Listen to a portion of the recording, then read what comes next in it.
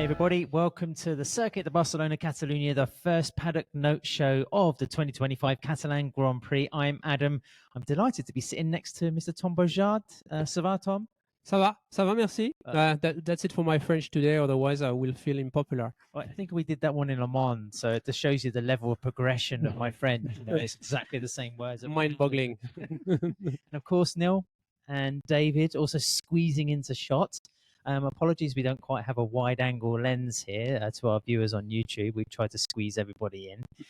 It's been somewhat an eventful first day. We're used to arriving at the circuit on Thursdays and hearing riders talking debriefs. We have the press conference, of course. For those wondering how the behind-the-scenes mechanics of MotoGP works, Thursdays is our media day. It's the time to really get our interviews done.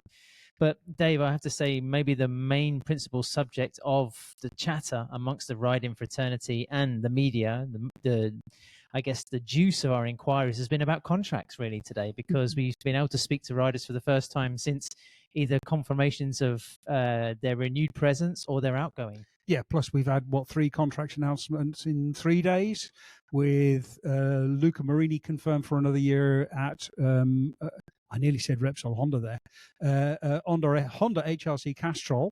Johann Zarco on for 2 years with LCR Honda, which is, to me, the most interesting signing, because he is the first. Even though there are other riders who we believe have contracts for 2027 and beyond, they're not confirmed. Johann Zarco is the first rider with a confirmed contract for 2027. And also Jack Miller, of course, we heard today. In fact, just as I got in the car to come here, I received the email, Jack Miller, another year at Pramac alongside Toprak Razgatlioglu. Of course, partly to develop the V4. That was another thing that we talked a lot about. And needless to say, the fact that you saw that getting in your car meant that it was sent in the afternoon, not in the morning. So that's not fair. I got in my car at 11 a.m. That's that it still counts as morning. Neil, have you tempered your excitement and also your disappointment by the fact that we're in some sort of media lounge next to the press room here, but there is no food on display as of yet? Exactly. Yeah. What's going on? We came in here 2 or 3 hours too late. Unfortunately, we've missed the cuisine, but hopefully tomorrow there'll be some snacks. You know, what's kind of the reaction from Miguel Oliveira? Because, you know, of course, riders can be positive and enthusiastic about staying on the MotoGP grid, and of course, we have 2 Frenchies in 2026 and 2027, Tom. But the Portuguese is quite a blow for the Portuguese fans, of course. Yeah, I mean, Miguel was saying today that it was something he learned back in Balaton Park, and it was not necessarily a surprise. He's obviously had kind of his other coals in the fire to try and understand what he can maybe find next year. Still nothing decided. He's kind of in a strange situation in that he wants to stay in this paddock, but there's no opportunities to stay and race in this paddock, and he wants to continue racing. So, we're led to believe that there's an option maybe to test with Aprilia next year, which is definitely something that interests him. But as he said, he wants to race, so Aprilia would probably have to include, numerous wild cards in that deal if they were to convince him. Yamaha, well, Superbike seems to also be an option to potentially replace the outgoing Jonathan Rea. Which is a competitive package and a competitive team. The kind of impression that Miguel was given was that he wants to stay in this paddock. And to be fair to him, was taking the kind of news with good grace, because I think it was put to him in fairly blunt terms at the start of a debrief. Well, you're out of a job next year. Yeah, how does it feel? A bit of a harsh first question you ever asked. Was it you, Dave? He took it very well. It wasn't me. No, normally it's the sort of thing that I did. I mean, like I asked Jack Miller how much money he spunked up the wall. I did ask. Yeah, exactly. I also asked him whether he'd. So what about his contract for 2027? But he had no interest in answering that question. Well, that was a good joke, I thought. I mean, joke. Tom, I mean, a seat for Miguel testing for Aprilia would be a good fit, right? Because the test teams are now becoming quite. Well, I mean, for several years, for several brands have been quite strong. But Aprilia have only really had like kind of Lorenzo Savadori in that role. They could use somebody like, Miguel's experience to keep developing the RSGP. Yeah, when you think of Miguel having won the race a few years ago on KTM, and for me, he was among the racing royalties when he was in Moto3 and in Moto2. He missed the title for inches.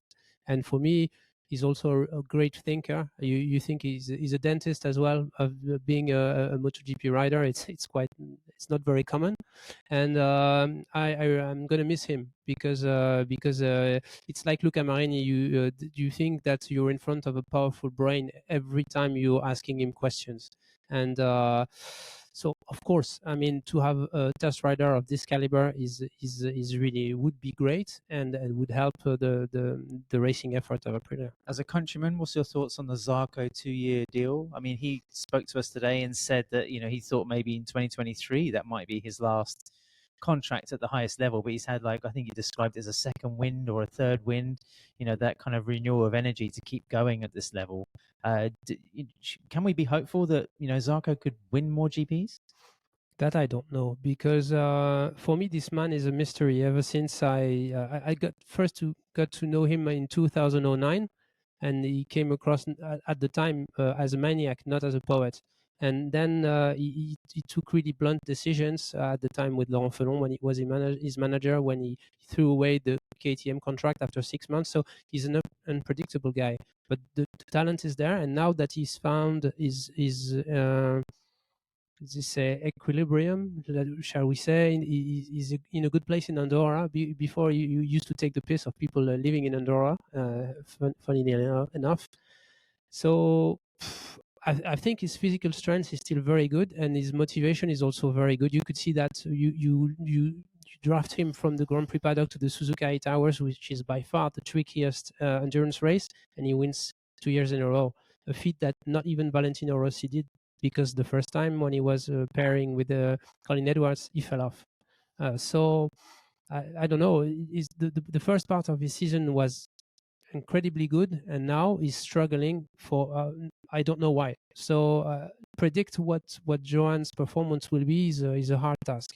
It was very interesting in his debrief that he was saying one of the reasons he wanted a 2-year contract was because in 2027 all of the rules changed. We've got new tyres, new 850cc bikes, ride height gone, all the rest of it. That season is going to be a mess. There's going to be a real sort of mix up. There's a real chance for mix up, and there are going to be times when one rider gets it, or one rider gets it right, one team gets it right, one factory gets it right, and he saw opportunities. He said, with the experience that I have, I think I can exploit that. I think I can win. I've still had a chance to win races, to get score some podiums, because I understand when it's right. The goal is no longer the championship, but it is like spotting his opportunities. And I think again, it is going to be very, very interesting to see. I think the first half of 2027 is going to be really confusing, where one factory up one week, another factory up the other, just because they have a tiny setting a little bit better than the rest, and it all goes all up. But he did say, like experience, the experience that he has. This is a very technical sport. It's a very intellectual sport. You learn much better about how much risk to take as you get older.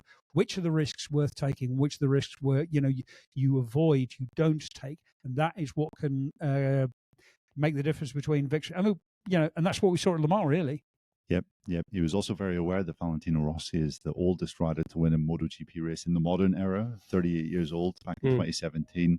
Although he will have to stick around a decent amount of time to beat Fergus Anderson's record, 44, I think, is the oldest ever victor.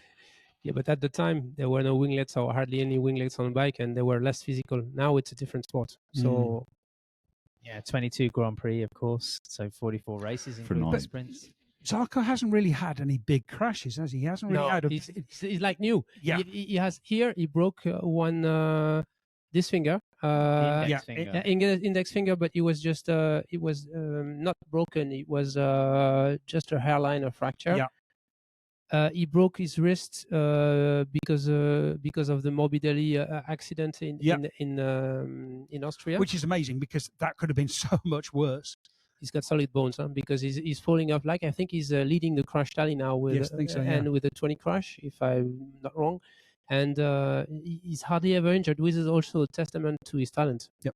Luca Marini was talking about how stressful it can be to go through the contract phase, get that negotiation period, done with. I mean, we were speculating when Luca signed that 2-year deal with HRC, Dave, that he was out of the loop. He was out of the window, the time frame that most of the riders are set into for their 2-year deals. I think we can all agree that he's kind of deserved that extension of HRC. He was talking a bit about it today, but then also some of the, I want to say trauma, but just, the hassle, or maybe some of the demand that it places the riders in to go through and actually get confirmed for the following year. It's a situation, Neil, that Somket Chantra's definitely in. I mean, you were asking him today about his future plans, and he doesn't seem really none the wiser, or he's not even thinking about World Superbike. Well, at least he was saying that to our face. I'm sure behind the scenes he's looking into the possibilities. He's obviously out at LCR, World Superbike potentially, and Marini, I guess he's deserved. You could argue for a factory Honda rider, his results haven't been, the level of the riders that have been in that team in years gone by. But I think of the options that were on the table, when Jorge Martin decided to stay with Aprilia, then Marini made total sense to kind of keep him there, because he's a good rider. He's not going to win MotoGP World Championships, but he's solid, offers really good insight, good for the team morale and kind of atmosphere. I think he does bring a lot, if not the possibility of fighting for the top results, I think. Dave, Yamaha's mythical V4. At this point in the podcast, I hand over to you. Yes. We were asking about if everyone was excited about the V4. Everyone thinks it's a good idea. It does seem. Again, there's been a bit of a negotiation via the press about with Quartararo trying to put pressure on Yamaha to bring the V4 early. V4 isn't really ready for it, but it's good to bring it just to try it. They do seem to have a decent number now, because I asked Fabio Quartararo, are you worried about Augusto Fernandez crashing the V4 and you not having a bike to test on Monday? He says no, I'll have a bike to test on Monday, which means they have enough for 3D printers been rattling out the parts. Exactly. No. So they'll have enough. They'll have enough for bikes for Quartararo to test, for Inns test, probably for Miller to test. It looks like they're going to have enough bikes. The question is, what's the performance going to be like? The man that sat to the left of me here was speaking to Fabio Quartararo today. Tom, we were speaking on our previous podcast that his mood has been a bit low recently. He seemed a bit defeated and a bit sad about the predicament that he finds himself in, and that he's been really pushing Yamaha because he thinks they're maybe a bit behind schedule with the V4 to be competitive at the start of next year. He's been crying into his bathtub full of banknotes. Yeah, and then got into his private jet and then flew back home. I know, per him. But what was his mood like when you interviewed him today? I mean, what were you discussing, and how do you judge this kind of situation? I managed to cram 20 questions, and hence this racing number, in 12 minutes. So he was how do you say, a bit of a machine gun affair, and he's being really professional, straight to the point every time, sometimes answering with just a few words. And he didn't seem that much bothered. It's not like a press room full of journalists wanting his skin. It's just compared to Riyadh's chat. So he was in a fairly good mood, but still insisting that he wants the winning bike. And if he doesn't have this winning bike, he's going. As simple as that. So he thinks the idea of the V4 is good, but if it's not delivering next year, he's going somewhere else. And also, my last question was that, do you already see yourself out of this paddock after your career? What do you want to do? Because I know he's playing a lot with his, or practicing, shall we say, with his four-wheel simulator. He said, yeah, I'd like to be a test rider for MotoGP and also a racing rider, 4 wheels, like his hero, Valentino Rossi. The first thing when he won the race at Jerez and Valentino was on the podium, he urged the photographers to do a picture of the two of them. So it seems that this influence hasn't left him, and he says also that he's performing quite well in this domain, in being a performing car driver, which is more technical than what I thought. Because I tried a simulator a little bit. I thought riding a motorcycle was much more finesse affair. But when you're trying to race, it's actually difficult. And when you see what Valentino Rossi is capable of, I think Fabio, he says that could be at ease in a car. So we're talking 5 or 7 years time. But it should be interesting. Let's see what he does on this Yamaha V4. Tom, you say that he wants to be a test rider. Do you think there's still an opinion about his capabilities to develop a motorcycle there, considering how Yamaha have taken steps backwards and forwards over the last 3 years. I mean, he's been frustrated, but then he's also part of the whole development cycle. Absolutely. You have to remember what Carl Crutchlow said when he said, because he was the one at the end of 2021, Fabio, pushing for more power at all costs. And they followed him with Luca Marini, and they ended up destroying the very potential of the M1, which was a bike that had corner speed and was easy to use and gentle. And at the time, we all thought an M1 with a bit more grunt would be the ideal bike, but it wasn't to be. And I do think it's. I asked him also and said, a lot of people are admiring you because you put 100% of the performance every time you climb on the bike being performant or not.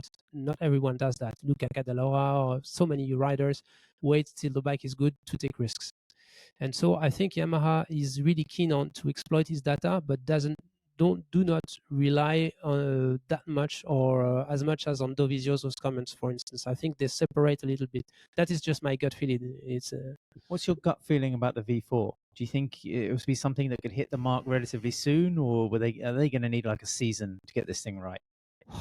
They're up against tough competition about people who've been developing V4 for many, many years. And you see that Honda is still not getting out of the rut, or just about, with their own V4. So if they're going to need a bit of luck, I would say. Yeah, I mean, the V4 is not a silver bullet. This is the biggest thing is that everyone is sort of like putting all of their hopes on the V4. Whereas here, Aleix Espargaro is here. Honda have brought this new chassis that they tried in Austria, they tried in Hungary. Unfortunately, there it's mostly like short, tight corners. What the new chassis does is it helps the bike turn. It really allows the bike to turn much more naturally, which at a place like here with lots of really, really long corners is going to help a lot. So for the Honda, it's not the V4 engine which is helping, it's the chassis. A motorcycle is a holistic unit. It is a massive puzzle of lots and lots of different parts, and they all interact. And the interplay of the parts is what makes motorcycling also so magical. It's not two-dimensional. So you can't just sort of turn the dial marked horsepower up to 11 and see what happens. You also have to turn all the other dials around to get the right setup. Holistic unit yourself. Is the holistic unit of journalism. Now, when I had after my 12 minutes chat with Fabio, I had a 41 minutes chat with Paolo Pavesio, which is the new Lynn Jarvis, Italian sauce, let's say, and very interesting guy coming from Torino with a marketing background. So I asked him if he knew Livio Suppo, because it's the same kind of recipe, and the result was pretty spectacular both at Ducati and Honda. And he told me that basically they had no choice given the set of rules for 2027 with the what you have in terms of fairing width. If you don't do a V4, basically you have no aero, because the bike is going to be slimmer and they need aero like everyone else does. So it was for them, it was a no-go. I mean, they had to do a V4. So you also have to think that the tires will be made primarily for V4s, because 4 out of their 5 customers now are on V4s. So you have to be on the same type of parameters to extract performance. So I mean, it's for me, it's a logical and intelligent choice. Is it gonna work? They don't have a Masao Furuzawa to design the magic chassis around this. So let's see how they fare. Neil, another talking point is this circuit, of course, the lack of grip, the fact that the tire, that consumption is high, riders have to manage it. We were kind of hinting about this on our podcast during the week, but theoretically we could see different results, couldn't we, this weekend? I mean, Marquez is not a great track for him. It was interesting. Oh, he's only been on the podium 8 times out of 11 races. It was also interesting in the press conference where he said, like, since his arm damage in his operation, he's found the circuit even trickier to handle. Just like he found Qatar, Mugello, Assen, Rebel Ring. Yeah, really all these really years. weak tracks for him. It's funny because as he was answering the question about the racetrack, he said, I don't know why. And in the back of my head, I thought, you know why, but you don't want to tell us. Maybe maybe his crew chief, when we speak about him in Australia, for instance, or somewhere remote, is going to give us a hint, because he must know perfectly why he's having troubles here. But he's good at hiding strategic information when it matters. So is Ask him again after he's won the championship. Is he going to clean up here this weekend, Tom, or do you think we might see a different winner then? I mean, the KTMs have been doing pretty well on low grip tracks. I think it's going to be harder for him than in other tracks, but I think he badly wants to win here, despite all what he says. And he always have to find his inner winning demon. And here with his, like Cervera is only 80 k's away. He started his racing career in Catalonia as well, because I trust him when he says I've been doing the least amount of kilometers as compared to the other tracks, because Fabio Quartararo was almost discovering Le Mans when he started in Grand Prix, because he did all his championship in Spain.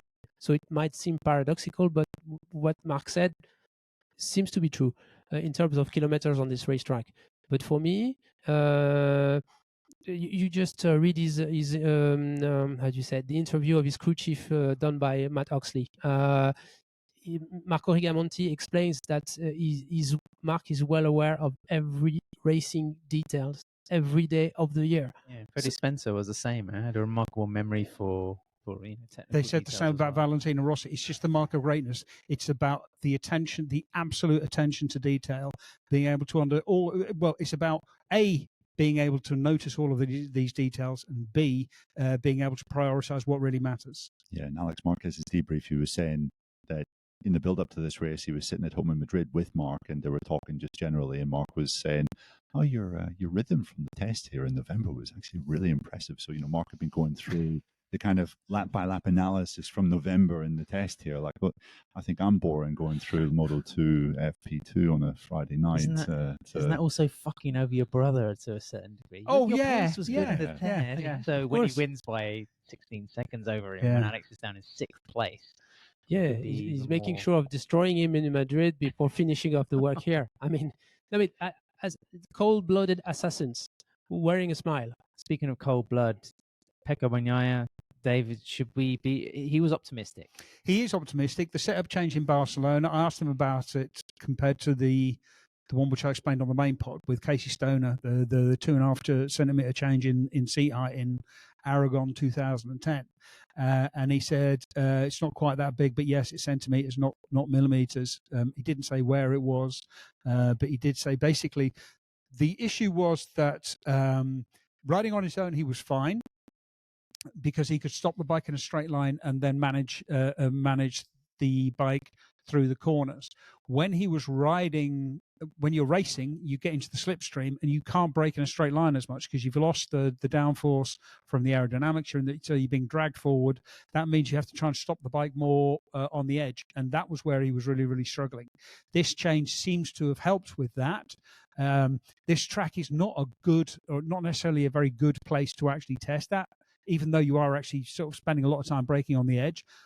But because the grip is there, it's more about how you manage the grip. He says in Misano, first of all, I can't tell you anything after the sprint. Until after the sprint. After the sprint, I'll have a really good idea. And then in Misano, on a track which does have more grip, a more normal track, then he will really understand, after the race in Misano, he will understand, like, okay, I'm competitive, or I still need something. It's important to talk about Bagnaia, and I think that'll be one of the more interesting stories this weekend, I'm considering really how looking good he for. was. Exactly, at the last round. honestly, it's worth keeping an eye on Bagnaia just to see, look at his lap times, look at his race rhythm, try and look a little bit deeper. Friday is going to be difficult. It's going to need some interpretation, but I really think this could be an interesting story this weekend. I'm not 100% sure because of my low level in Spanish, but I think after the press conference, he was quoting Bagnaia as his racing favorite.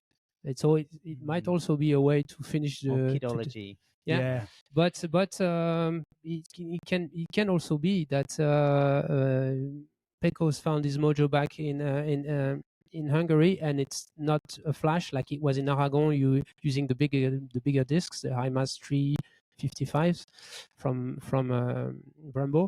So there's still a bit of an unknown. All his technical staff is convinced that his potential is just there. That they just have to find the compromise he needs. Dave, who wins the GP? Well, I'm going to say Marc Marquez because I'm too lazy to say anyone else. But that doesn't necessarily mean that Marc Marquez is going to win. Alex Marquez. That was my bet. I don't really think it, but I'm That's just my- going to say it. No, I do. I think he was also based on the test as well. He was flying, so I'm going to say Alex. Tom. Marc. Okay, so we're staying in the Marquez family then. Yeah. Most of us. Yeah, exactly. How risky we all are. Yeah, exactly. No, but honestly, look, let's just pretend Mark doesn't exist because what he's doing is on a completely different level. But there's so many interesting developments. You know, does Alex come back? What about Jorge Martin? Jorge Martin was so fast in Hungary. I think he's ahead of Lorenzo Savadori was saying, you know, looking at Jorge Martin, looking at the way that he's coming back, he's way ahead of schedule in terms of learning the bike and getting up to speed. He said because he came here and the bike is, you know, much better than the one that he left behind when during testing. There's been so much change. So really, like, yeah, that's going to be really interesting. Is the Honda chassis, does it make all that much difference? There's lots of. Is Pecco really back? There's so many really interesting stories. As long as you just ignore Mark. Last year I went to see Jorge Martin train at a small go-kart track in Menargens, close to Lleida. Yeah. And there was a recent social media post on a video. Now instead of using a supermoto, he's using a 600 Aprilia. So maybe because he got this big injury with the supermoto bike, or maybe that he finds it more efficient to train because you have the right position this time. So maybe it also explains the fact that his training is really in tune, and then he's progressing faster than. And maybe he's not riding when the track temperatures are 2 degrees. Yeah, there's a little bit of a heat in the tires. Yeah. It must be 50 degrees around now, so it's 48 degrees more. That looks cool. Tom, as ever, thank you so much for joining us on the Paddock Note Show. It's a pleasure. Your prediction comes true this weekend. C'était un plaisir. Oh, look, he's showing off. Very now. good, very good. We're supposed to be talking Catalan, aren't we? It's, yeah, well, I'm sure I can get pronounced. Molt My bé. pronunciation Molt bé. Molt bé. Molt bé. Fins demà. That's it. Thank you to rental.com for backing us, as well as Pole Position Travel. Come to the last round in Valencia with these guys. They've got some superb offers. Look on polepositiontravel.com. Use the code PPOD25X to get a small discount. For the rest of our Paddock Note shows, including the ones from Superbike that Steve might be conjuring up, apparently a fantastic interview with Jonathan Ray should be going on the channel. Head to patreon.com/Paddock Pass Podcast. Join us on there as a Paddock Insider expert or VIP for shows on Friday and Saturday, and then we'll be back with our full podcast on YouTube and through the usual audio channels on Sunday. Thanks for listening. Thanks for watching.